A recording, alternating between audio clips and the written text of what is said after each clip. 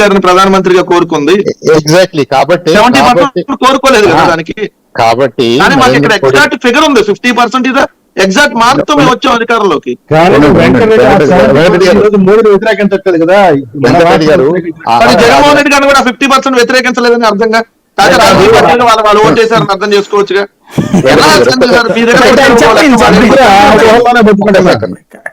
వెంకటరెడ్డి గారు, నేను భారతీయ జనతా పార్టీకి 50% పైన వస్తేనో 90% వస్తేనో బాగా చేస్తుందని అంటలేదు.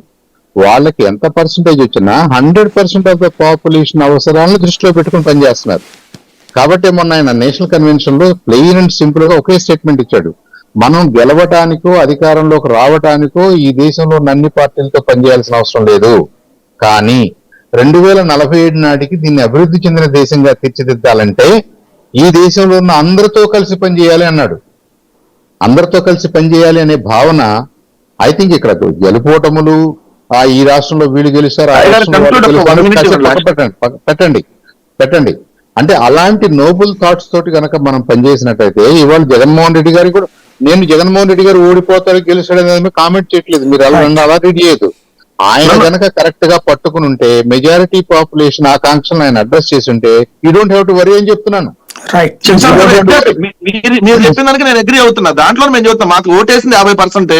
కానీ ఈ రోజు గ్రామీణ ప్రాంతాల్లో 92% ఈ ప్రభుత్వం మా ప్రభుత్వం సంక్షేమ పథకాలు అందించింది.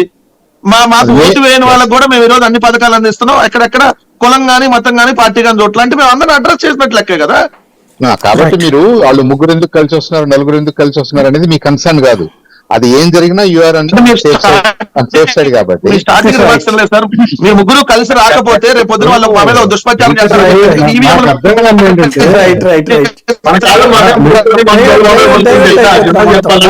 జగన్మోహన్ రెడ్డి గారు రైట్ మళ్ళీ డైవర్ట్ అయిపోతున్నాం. కంక్లూడ్ చేయాలి అంటే let's take a hire ground. ఈ డిస్కషన్ లో సాయి గారు మంచి ప్రశ్న వేసినప్పుడు మనం మంచిగా మాట్లాడదాం అనేది నా అభిప్రాయం.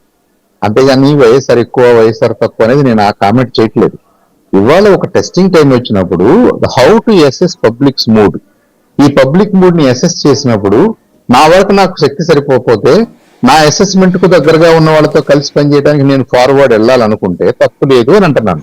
రైట్. అది ఫర్ ఎవర్ అదే it's not going to be caste in stone.